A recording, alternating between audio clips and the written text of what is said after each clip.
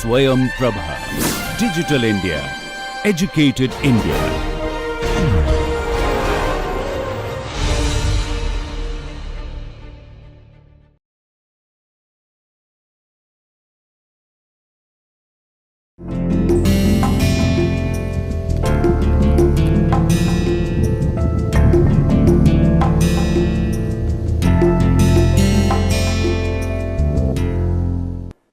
Konnichiwa मिनासान, नमस्कार। आज के इस जापानी लेसन में आपका सबका स्वागत है। पिछले हफ्ते हम लोगों ने इकुरा देस का किया, चीज़ों का मूल्य जानने का प्रयास किया, गिनतियाँ करी, कांजी करी हम लोगों ने नई, उससे कुछ शब्द नए किए। तो आज भी हम लोग कुछ नया ही करेंगे। आज हम आपको कुछ एक्सप्रेशंस बताएंगे, जापानी में कुछ नए एक्सप्रेशंस। कैसे दुकान में आप जाते हैं, क्या दुकानदार कहता है, आपको क्या कहना चाहिए, वो पढ़ेंगे।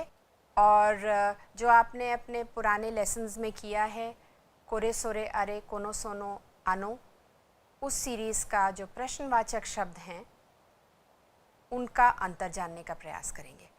तो आइए हम लोग शुरू करते हैं अपना लेसन। तो सबसे पहले देखिए क्या है यहाँ पे, इराशाइमासे। ये क्या है? इराशाइमासे एक शब्द है जापानी में जिसका अर्थ है वेलकम। देखिए इस छोटे से काइवा में, कॉन्वर्सेशन में एक दुकानदार और एक ग्राहक का ये काइवा है। इसमें सबसे पहला शब्द जो है वो इराशाइमासे है।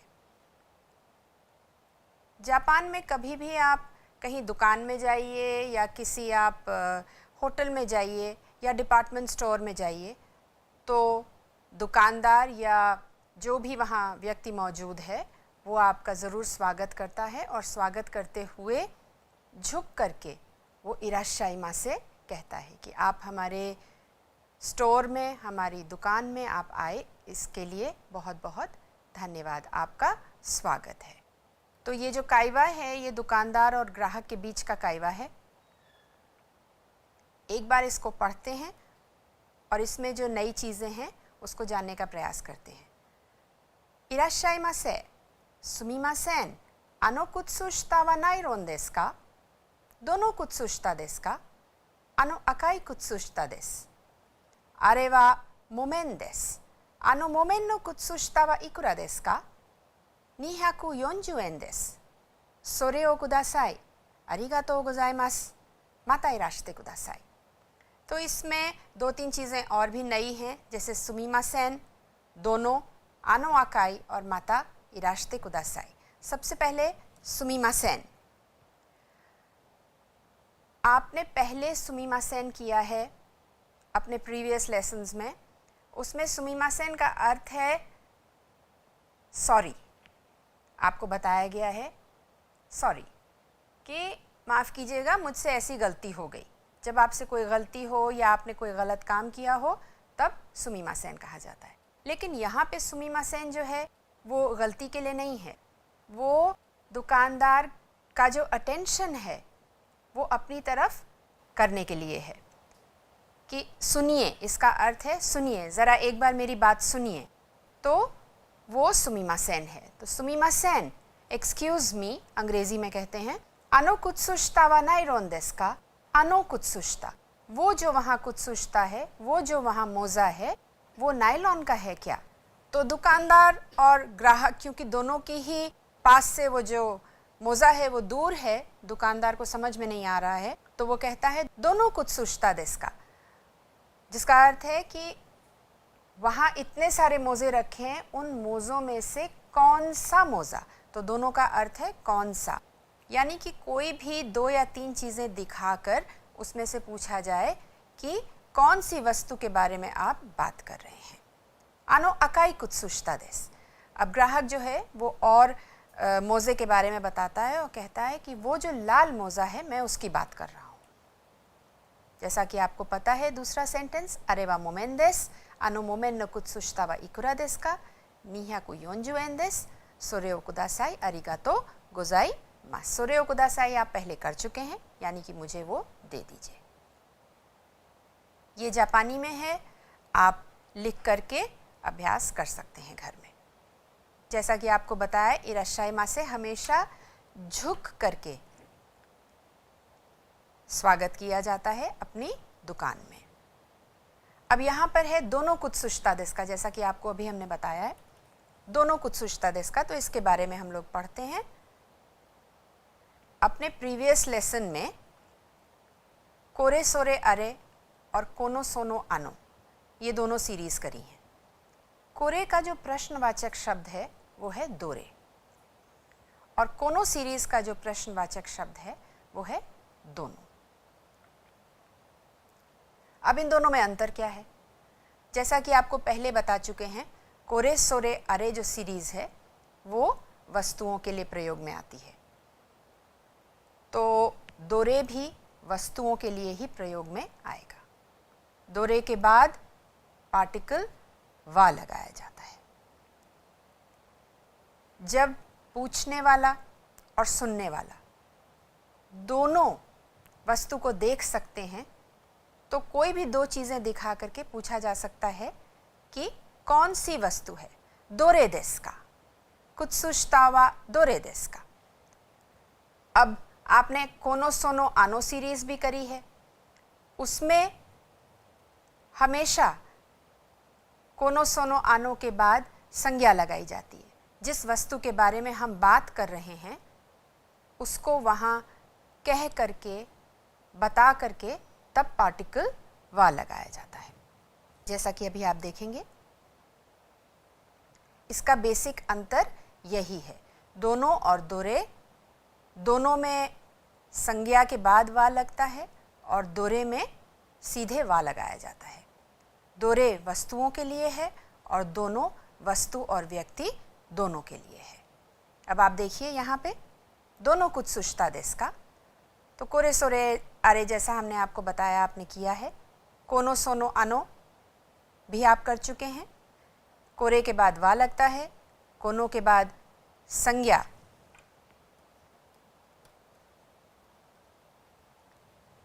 उसके बाद वा लगाया जाता है, क्योंकि कोनो आप संज्ञा का नाम लेकर के, आपके टॉपिक का नाम लेकर के आप बताते हैं।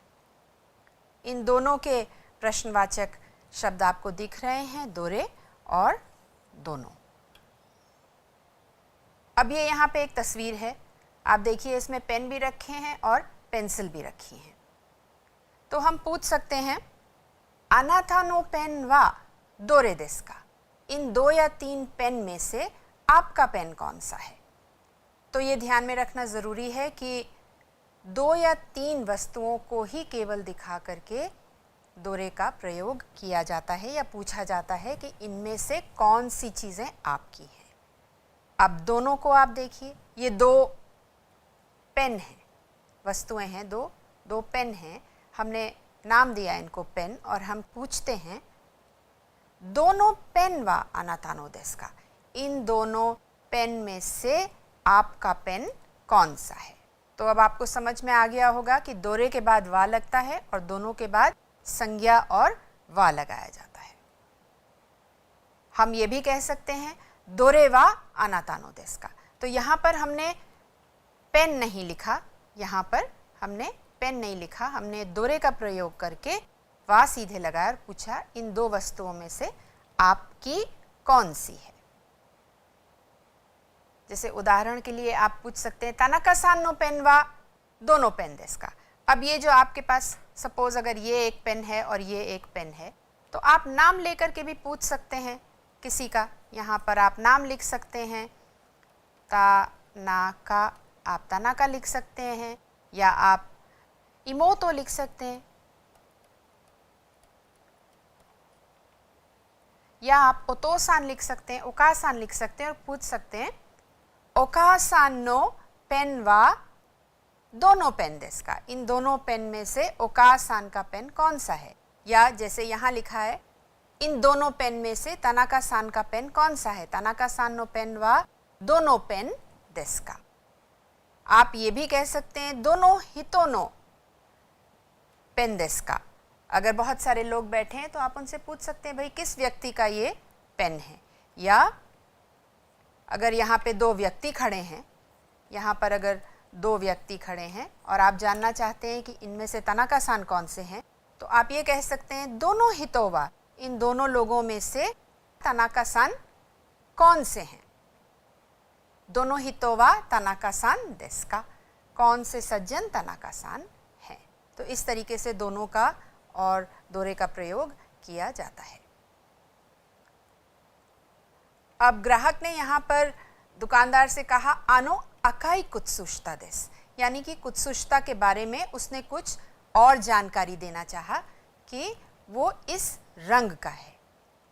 तो ये यहाँ पे है अकाई, कुरोई, चाइरोई,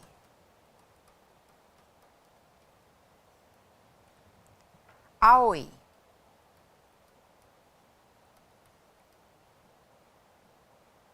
शिरोई और कीरोई।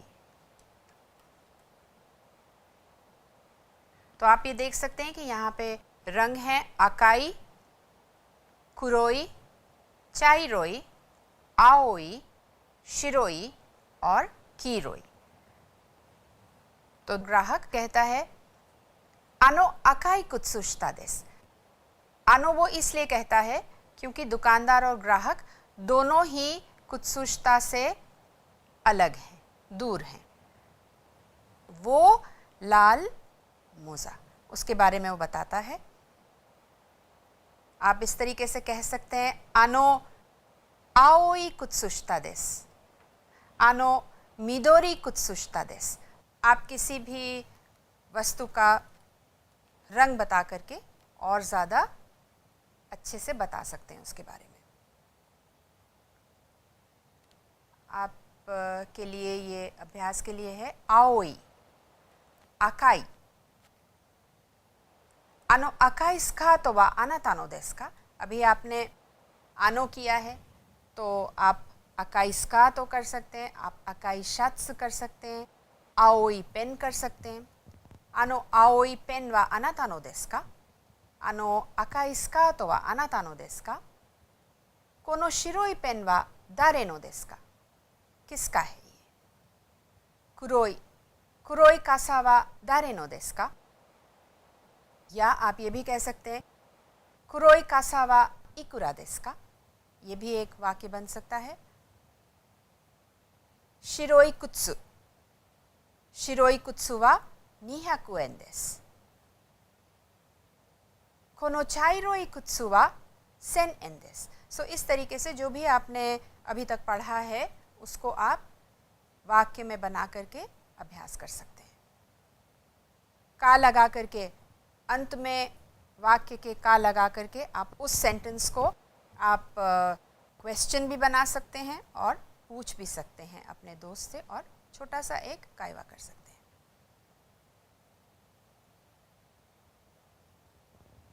अब कायवा के अंत में जो दुकानदार है वो कहता है माता इराश्ते कुदासाई।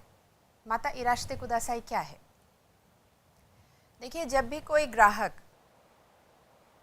कुछ खरीदता है किसी दुकान पे, तो जो दुकानदार है वो उसको जाने से पहले ज़रूर कहेगा कि आप मेरी दुकान पे ज़रूर अगली बार आइएगा।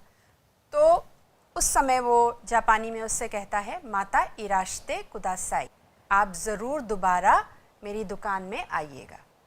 ये जो अभिव्यक्ति है ये जापान में किसी के घर में जब आप जाते हैं और वहाँ से वापस निकलते हैं अपने घर के लिए, तो जो घर के सज्जन हैं वो आपसे ये कह सकते हैं माता इराश्ते कुदासाई, आप ज़रूर दोबारा मेरे घर आइएगा।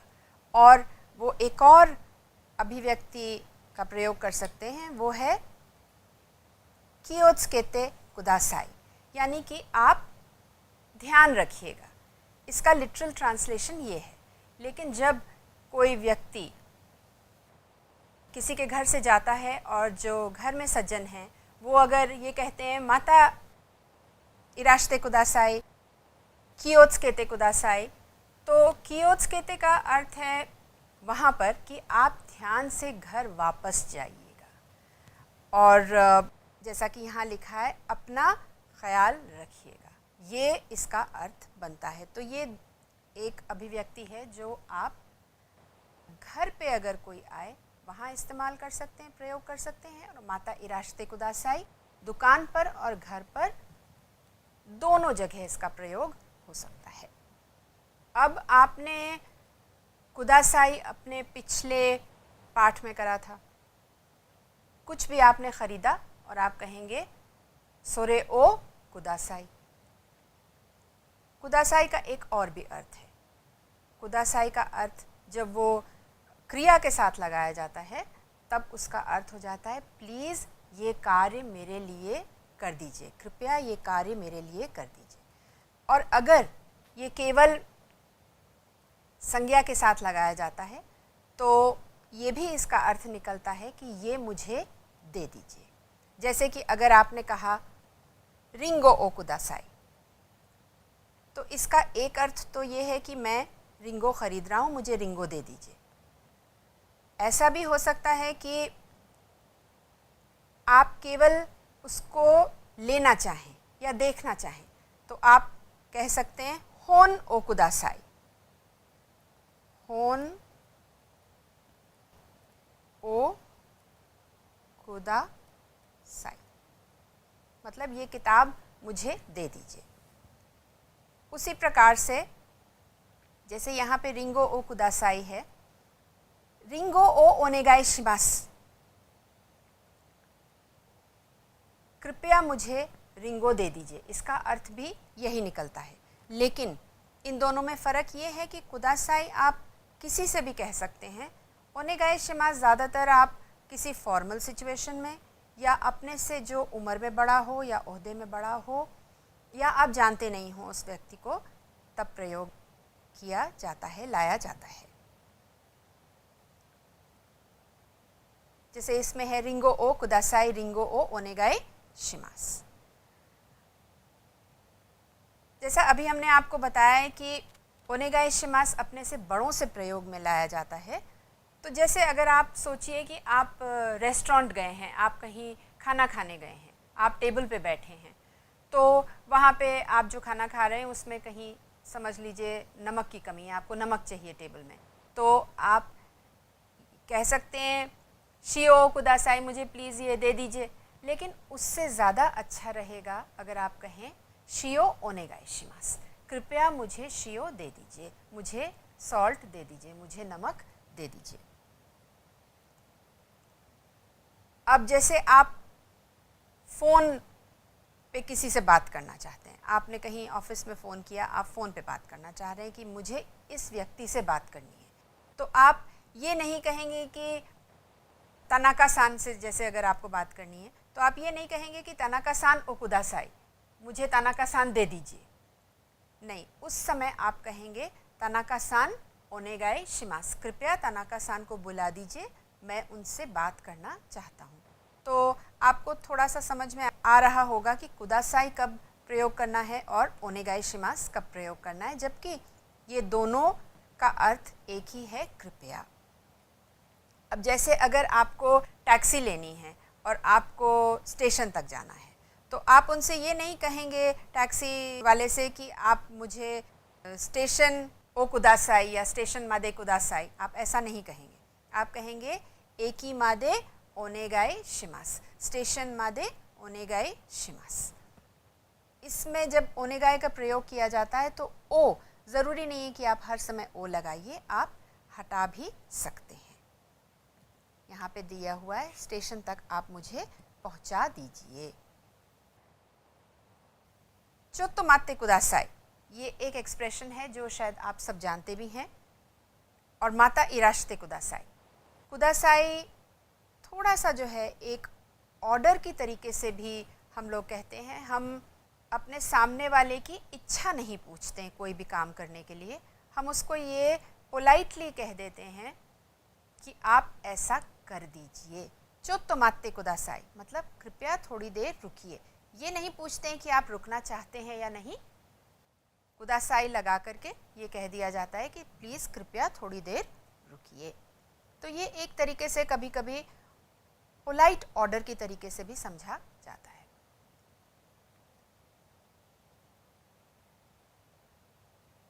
अब देखिए, सुमिमासेन अकाइस का तो वह इकुरा देस का सेन एन देस, उन्होंने बताया 1000 येन की है। तो अब आप इसको अकाई की जगह, यहाँ पे अकाई है, इसकी जगह आप शिरोई, कुरोई, आओई, कीरोई, आप ये कोई भी रंग लगा करके स्कर्ट के बारे में या आप शर्ट के बारे में, आप किसी कबान के बारे में, एम्पित्सु के बारे में, हाना के बारे में पूछ सकते हैं और बता सकते हैं कितने का है, जान सकते हैं ये कितने का है। तो ये आप अपने मित्र के साथ इसका अभ्यास करिए। अब पिछले हमारे पाठ में आपने किया था इकुरा, इकुरा यानी कि इसका मूल्य कितना है। इकुत्सु उससे पहले किया था नान साई देस का। तो आज इनका फ़र्क देखते हैं कि ये क्या है। इकुरा, मिकान व इकुरा देस का, मिकान का मूल्य क्या है, ये हमने पिछले अपने पाठ में किया था।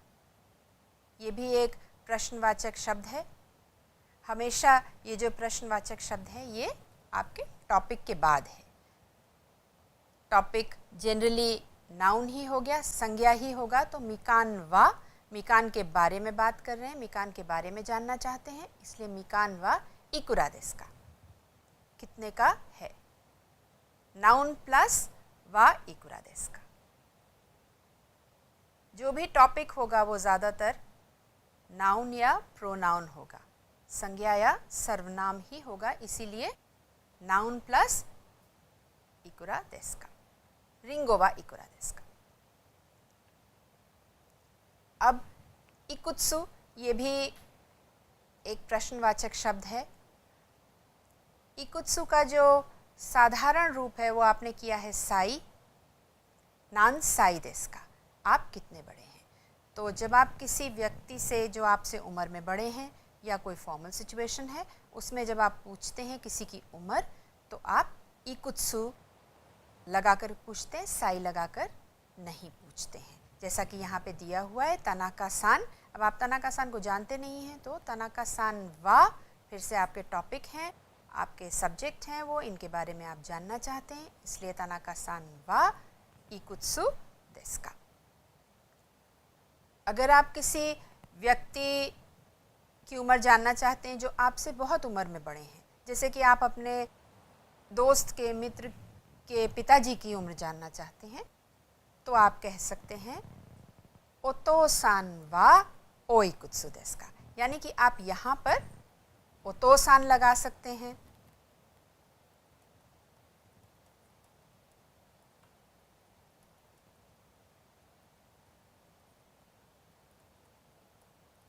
ओका सान लगा सकते हैं या आप किसी और का नाम लिख सकते हैं। वा ओ इकुत्सु देस का, ओ आपने पिछली बार किया है, ऑनरिफिक है, सम्मान के लिए प्रयोग में आता है। तो इस तरीके से आप वाक्य बना करके पूछ सकते हैं और जान सकते हैं। रिंगो वा इकुत्सु देस का। अब ये यहाँ पर इकुत्सु थोड़ा अलग तरीके से आया है। यहाँ पर इसका प्रयोग जो है वो नंबर जानने के लिए है कि ये वस्तु जो है वो कितनी है नंबर में। तो ये जो इकुत्सु का प्रयोग है ये हम थोड़ा सा बाद में करेंगे। फ़िलहाल इतना जानने के लिए काफ़ी है कि ये नंबर के लिए है, और जब साई के लिए प्रयोग किया जाता है तो इकुत्सु या ओ इकुत्सु लगाया जाता है। दारे और नान, ये भी दोनों प्रश्नवाचक शब्द हैं और इनका क्या फ़र्क है देखिए। अनोहितो वा दारे देस का, दारे यानी कि हमेशा हितों के लिए, व्यक्ति के लिए प्रयोग में आएगा। तनाका सान वा दारे देस का, यहाँ पर भी देखिए हितो है, तनाका सान वा दारे देस का, यानी कि तनाका सान कौन है। आप क्या ये प्रयोग कर सकते हैं अरे वा दारे देस का? इसका प्रयोग जैसा कि यहाँ पे दिखाया है नहीं हो सकता है, क्योंकि अरे जो है वो केवल वस्तुओं के लिए है। वस्तु के लिए प्रयोग में आता है कोरे सोरे अरे, तो इसलिए अरे वा दारे देस का नहीं होगा, अरे वा नान देस का होगा, नान देस का। वो क्या है? दोनाता देस का। आपने दारे अभी किया, दारे का जो पोलाइट फॉर्म है वो दोनाता है। दोनाता तब प्रयोग किया जाता है जब आप किसी बड़े के बारे में पूछ रहे हैं या आपको पता नहीं है कि कौन है।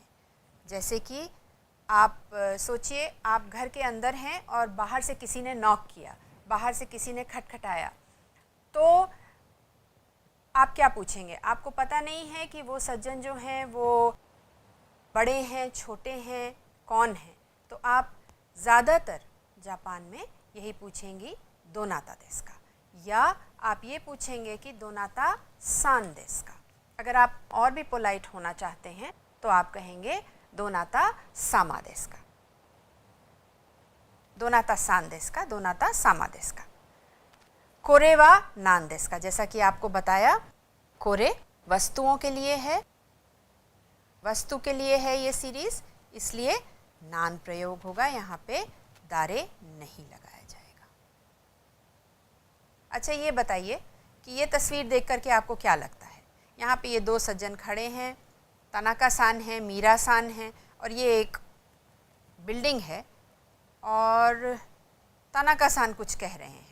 इनकी बात सुन करके मीरा सान जो हैं कुछ परेशान हैं, उनको कुछ समझ में नहीं आ रहा है, तो पूछते हैं सुमिमासेन आनो तातेमोनो वा गिंको देसु का? ये जो तातेमोनो है, ये जो बिल्डिंग है, ये गिंको है क्या, ये बैंक है क्या? तो मीरा सान बेचारी घबरा जाती हैं और वो उनसे कहती हैं सुमिमासेन युक्कुरी ओनेगाई शिमास, सुमिमासेन युक्कुरी ओनेगाई शिमास, कृपया आप थोड़ा धीरे से बात करिए। या वो ये भी कह सकती हैं अगर उनको समझ में नहीं आया, सुमिमासेन मो इचिदो ओनेगाई शिमास। अभी आपने ओनेगाई शिमास किया है, तो मो इचिदो का अर्थ है कृपया एक बार दोबारा से, मो इचिदो एक बार दोबारा, ओनेगाई शिमास कृपया एक बार दोबारा दोहरा दीजिए, बता दीजिए। तो ये जापान में अगर आप जा रहे हैं तो ज़रूर ये दोनों एक्सप्रेशंस याद रखिए, क्योंकि बहुत काम आते हैं। अब जैसा कि आपसे हमने वादा किया है हम लोग कांजी करेंगे, तो ये देखिए ये कांजी क्या है, ये तस्वीर क्या है कहना चाहिए। तस्वीर क्या है? तस्वीर है एक फाटक की और फाटक खुला है, तो एंट्रेंस बता रहा है, और एंट्रेंस की जो कांजी है वो ऐसे लिखी जाती है 1 और 2। पहला स्ट्रोक ये है और दूसरा स्ट्रोक ये है। हमेशा ये याद रखने वाला है क्योंकि ये बहुत ज़्यादा तो की कांजी से मिलती है, जो कि पहला स्ट्रोक ये आता है और दूसरा स्ट्रोक ये आता है। तो हम आज ये कांजी कर रहे हैं एंट्रेंस की हाईरू, हा ई रू, हा ई रू, या ई रे रू, ई रे रू, यानी कि कुछ डालना। हाईरू माने एंटर करना, अंदर प्रवेश करना। तो ये कांजी है और ये आती कहाँ से है? देखिए बहुत ही अलग अलग तरीके की, जैसा आप उसको सोचिए उस तरीके से आप उसकी इमेज या उसका पिक्टोग्राम बना सकते हैं, आइडियोग्राम बना सकते हैं। तो ये आता है कि एक नदी है और नदी में एक छोटी नदी आकर के मिलती है, तो ये वहाँ से पिक्टोग्राम आता है। कुछ लोगों का मानना है कि एक टेंट है और उसमें एक व्यक्ति जो है अंदर जा रहा है, घुस रहा है उस टेंट में, तो ये वहाँ से भी आती है। कुछ लोगों को इसकी इमेज जो आती है वो आती है कि एक पेड़ है और पेड़ में से जो ब्रांचेस हैं वो निकल रही हैं, तो वो उसमें आकर के मिलती हैं, उससे आती है। तो अलग अलग तरीके से अलग अलग सोच है, पर ज़्यादातर यही है कि नदी है और नदी में दूसरी नदी आकर के मिलती है, तब ये हाईरू की कांजी बनती है। तो पहला स्ट्रोक ये है और दूसरा स्ट्रोक यहाँ है। देखिए ये है दूसरी कांजी है देरु की। ये देरु कैसे बनता है? देरु का अर्थ है एग्जिट। एग्जिट यानी कि बाहर जाना। तो ये व्यक्ति दरवाजे की तरफ भाग रहा है और इसकी जो कांजी बनती है वो है इस तरीके से बाहर भागना।